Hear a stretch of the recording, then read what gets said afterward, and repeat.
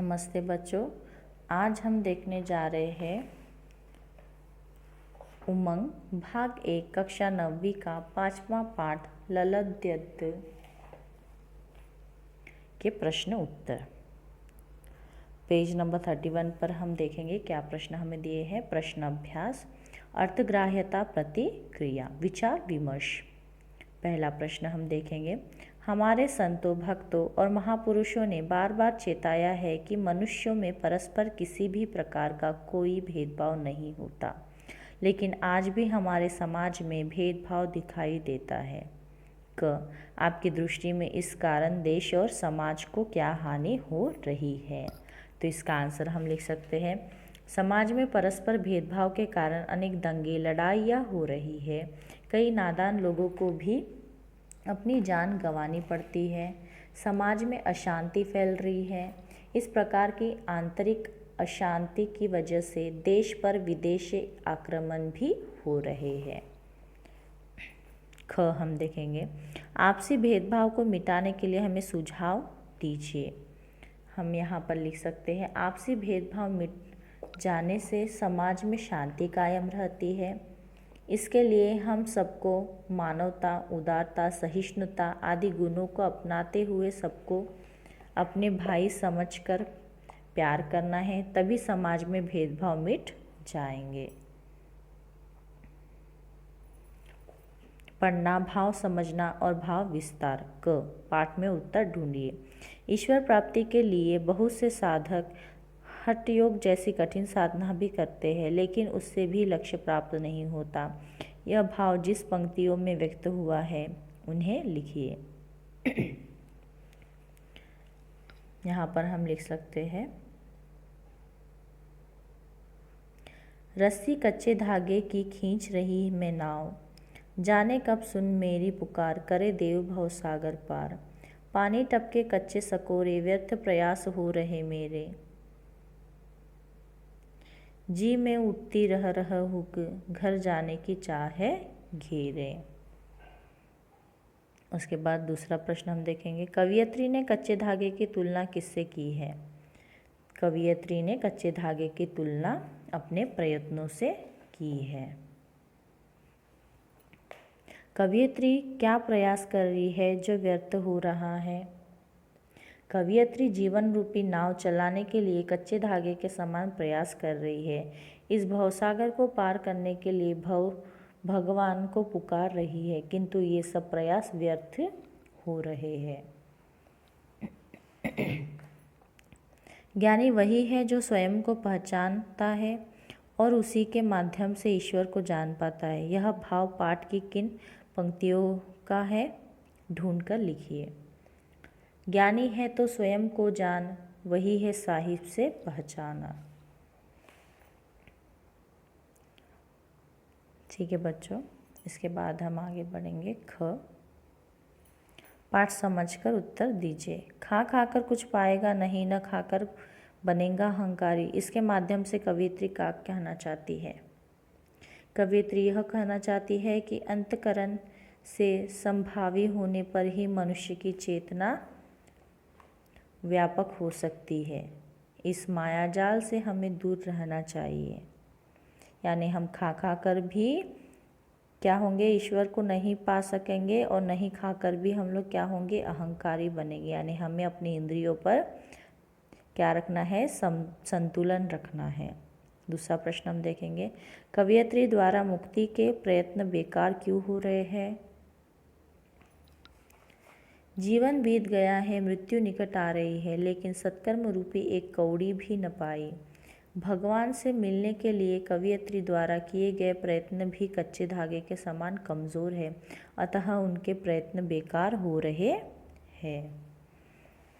तीसरा प्रश्न हम देखेंगे, बंद द्वार की सांकल को किस प्रकार खोला जा सकता है? यह बंद द्वार से क्या अभिप्राय है? बाह्याडंबरों का विरोध करते हुए सब संभावी होने पर बंद द्वार की सांकल को खोला जा सकता है। यहाँ बंद द्वार का अर्थ है बाह्याडंबरों में बंधे रहना, मीन्स हमें मोक्ष प्राप्ति होना। मोक्ष प्राप्ति के दरवाजे हमारे लिए खुल जाएंगे। मांझी के समक्ष कवयित्री क्यों परेशान है? इस संसार रूपी सागर को पार करने के लिए सत्कर्म रूपी सहायक की ज़रूरत होती है, लेकिन वे अपने जीवन में सत्कर्म रूपी एक कौड़ी भी न पाई। तन मांझी रूपी भगवान को क्या उतराई दे सकती है, अतः कवयित्री परेशान है। मीन्स उन्होंने अपने जीवन में कोई भी सत्कर्म नहीं पाया। जब उन्होंने उन्हें देने के लिए कुछ चाहा तो उन्हें समझ में आया कि उन्होंने कुछ भी सत्कर्म नहीं, यानी उनके पास सत्कर्म की एक भी कौड़ी नहीं है, तो ईश्वर को क्या देंगे जब ईश्वर उन्हें वो माझी यानी वो भवंडर जब उन्हें पार कराएंगे। इसलिए कवयित्री परेशान है। ग पढ़ने की योग्यता का विस्तार। अनुच्छेद पढ़िए, पूछे गए प्रश्नों के उत्तर लिखिए। क्या आपने उन साधु सन्यासियों फकीरों को देखा है जो हाथ में एक तारा, सारंगी, चिमटा या डफ आदि लेकर कुछ गा गा कर सुनाते हैं? या फिर आप उन पुराने मंदिरों व दरगाहों में कभी, इसके बाद हम पेज नंबर 32 पर देखेंगे, गए हैं जहाँ हारमोनियम, ढोलक, मंजीरों को बजाते हुए अलग किस्म के गीत गाए जाते हैं? अगर हाँ तो आप फिर ये भी जानना चाहते होंगे कि गानों से कुछ अलग तरीके की यह क्या चीज़ है। यह आजकल के गानों से भिन्न गाई जाने वाली एक विधा है। पहले समय में जब रेडियो, टीवी, अखबार आदि नहीं थे, लोग घूम घूम कर नेकी और भलाई के उपदेश दिया करते थे तथा लोगों में भक्ति व मानवता का भाव जगाने के लिए सूफी और संत कवियों की रचनाएं गाते थे। ये काव्य आज भी हमारे लिए अनमोल निधि से कम नहीं है। ठीक है बच्चों, पैराग्राफ दिया गया है, इसके कुछ क्वेश्चंस दिए गए जो हम लोग रीड करेंगे। साधु, सन्यासी, फकीर गीत गाते समय वाद्यों का उपयोग क्यों करते थे? सबको अपनी ओर आकर्षित करने के लिए साधु, सन्यासी, फकीर गीत गाते समय वाद्यों का उपयोग करते थे। इससे लोगों में भक्ति व मानवता का भाव जगाने का प्रयास करते थे। दूसरा प्रश्न, प्राचीन और आज के गीतों में क्या अंतर है? तो हम इसके एक बॉक्स बना सकते हैं, जैसे हम लोग लिख सकते हैं प्राचीन गीत और आज के गीत। इसका हम लोग डिफरेंस लिख सकते हैं। पहले पॉइंट्स हम लोग लिख सकते हैं, प्राचीन गीत, ये गीत मनोरंजन के साथ साथ उपदेश भाई देते हैं। आज के गीत ये केवल मनोरंजन देते हैं। प्राचीन गीत गाते समय संगीत साधनों का प्रयोग कम होता था। आज के गीत संगीत साधनों का प्रयोग ज़्यादा होता है। प्राचीन गीत इनमें विषय को महत्व दिया जाता था। आज के गीत विषय को कम महत्व दिया जाता है। ठीक है बच्चों, उसके बाद हम लोग थर्ड क्वेश्चन देखेंगे। साधु, सन्यासी, फकीर किसके कहने पर घूम घूम कर नेकी और भलाई के संदेश देते होंगे? इसका आंसर हम लोग लिख सकते हैं, साधु, सन्यासी, फकीर विरागी होते हैं। उन्हें कोई स्वार्थ नहीं होता। वे जो भी काम करें दूसरों की भलाई के लिए ही करते हैं। उनके दिल में आध्यात्मिक और समाज सेवा की भावना रहती है। इन्हीं गुणों की प्रेरणा से वे घूम घूम कर नेकी और भलाई के संदेश देते होंगे। आज घूम घूम कर नेकी और भलाई के संदेश देने वाले साधु, सन्यासी, फकीर आदि क्यों कम हो गए हैं? पुराने ज़माने में TV, VCR, CD player, internet आदि सुविधाएं नहीं थी। लोग साधु सन्यासियों के संदेश, नाटक आदि पर ध्यान देते थे, लेकिन आज उपयुक्त सभी सुविधाएं मौजूद है। लोग उनकी ओर अधिक प्रभावित हो रहे हैं। आज के इस तेजी युग में साधु संतों के संदेश सुनने के लिए समय भी नहीं मिल रहा है। इस वजह से वे कम हो रहे हैं।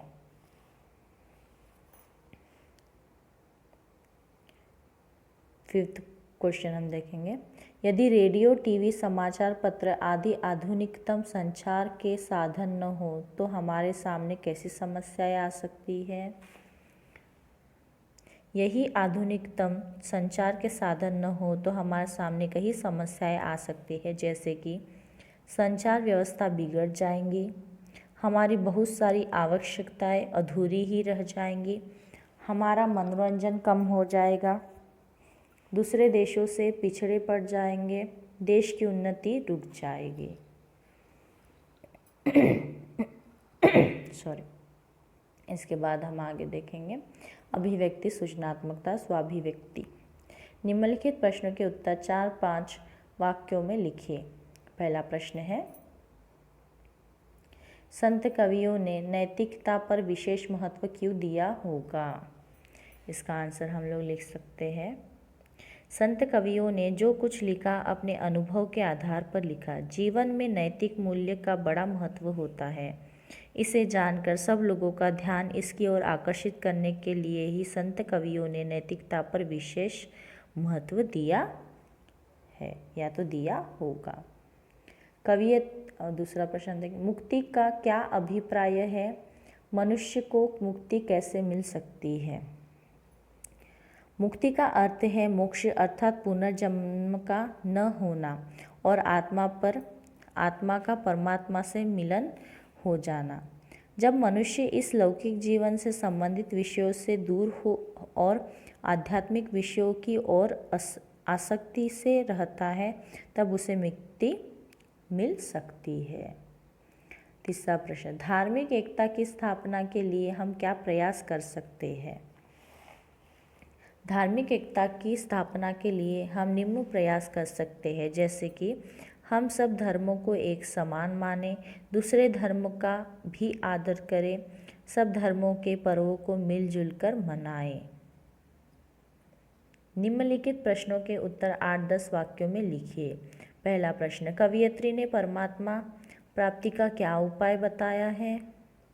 कवयित्री ने परमात्मा प्राप्ति के लिए आगे की उपाय बताए, जैसे कि जी जान से प्रयास करें, बाह्य डंबरों का खंडन करें, अंतःकरण में समभाव रखें, सत्कर्म रूपी सहायक का सहारा लें, किसी के प्रति भेदभाव न कर रखें, ईश्वर की सर्वव्यापकता को पहचान कर सब प्राणियों पर दया दिखाए, लौकिक विषयों से दूर रहे, आत्मज्ञान की सच्चा ज्ञान है, अतः आत्मज्ञान कमाए। दूसरा प्रश्न, कवयित्री परमात्मा प्राप्ति के मार्ग में किसे बाधक मानती है? कवयित्री परमात्मा प्राप्ति के मार्ग में निम्न विषयों को बाधक मानती है, जैसे कि बाह्य डंबरों का बोलबाल, इसी लौकिक विषयों के माया जाल में फंसे रहना, सबके प्रति संभाव नहीं रखना, लौकिक विषयों में लीन हो जाना, आत्मज्ञान का अभाव, सत्कर्म न करना, भवसागर को पार करने का उद्देश्य न होना, इस नश्वर मानव जीवन को ही सब कुछ मानना।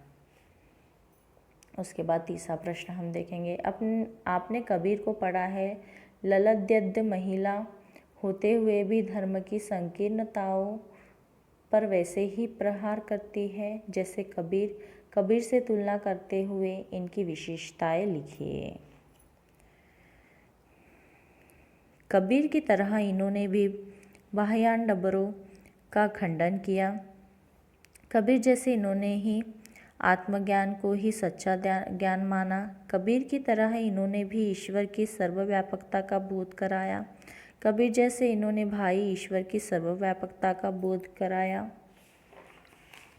इन्होंने भी भवसागर को पार करने के लिए सत्कर्म को सहायक माना। इन्होंने भी इस शरीर को नश्वर और भगवान को शाश्वत माना। इन्होंने भी लौकिक माया जाल से दूर रहने को कहा। इन्होंने भी धार्मिक एकता के लिए भरसक कोशिश की। ठीक है बच्चों, उसके बाद हम लोग पेज नंबर 33 पर जाएंगे। सृजनात्मक कार्य। ललद्यत कश्मीर की कवयित्री है।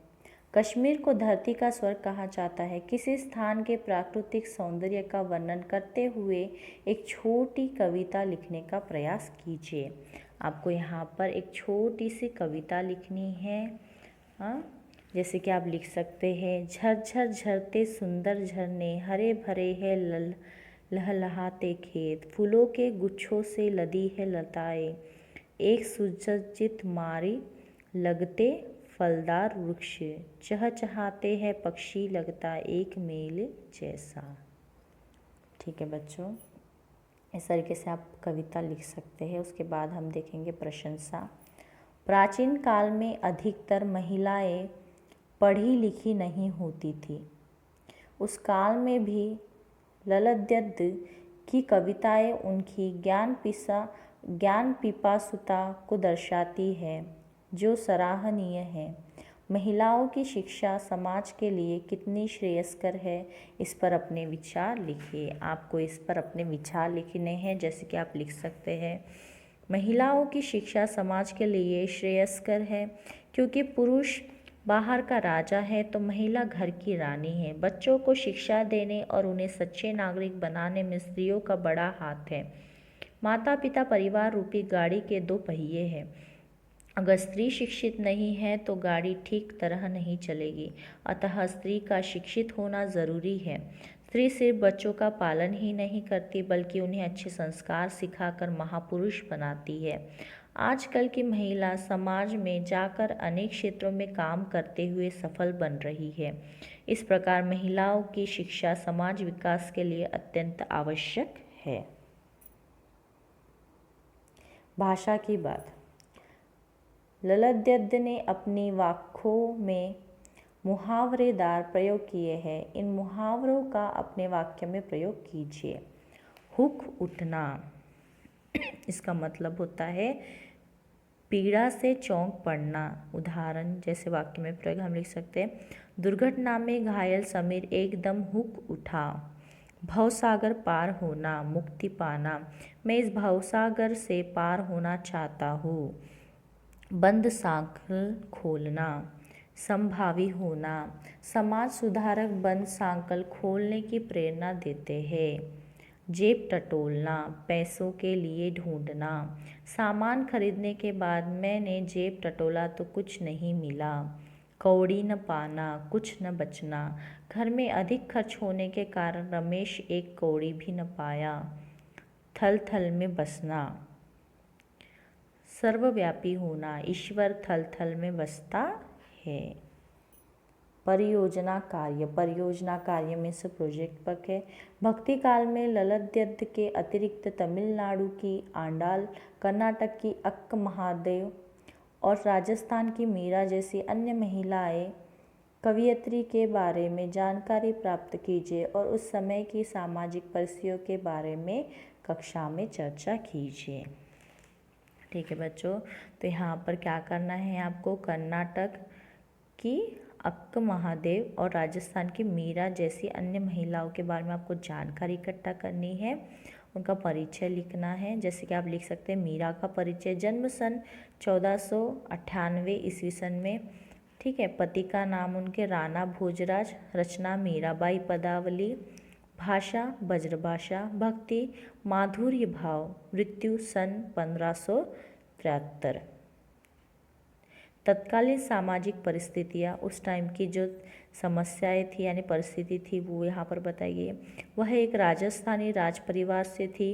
उस ज़माने में राजा महाराजाओं का और उनके परिवारजनों का बहुत मान सम्मान होता था। औरतें सदा ही घूंघट की आड़ में रहा करती थी। उन्हें कभी बाहर भी जाना पड़े तो ऐसे पालकी में जाती जिसमें पर्दे लगे हो। कई सामाजिक कुरीतियाँ भी प्रचलित थी। विधवा का पुनर्विवाह नहीं होता था। औरतों का प्रमुख कार्य प्रायः गृह संचालन ही हुआ करता था। राजाओं के बीच कभी कभी युद्ध भी होते थे। ठीक है बच्चों, तो यहाँ पर आपके 5th लेसन के क्वेश्चन आंसर्स फिनिश्ड होते हैं। मैं आशा करती हूँ आपको सभी प्रश्न अच्छी तरीके से समझ में आ गए होंगे। धन्यवाद।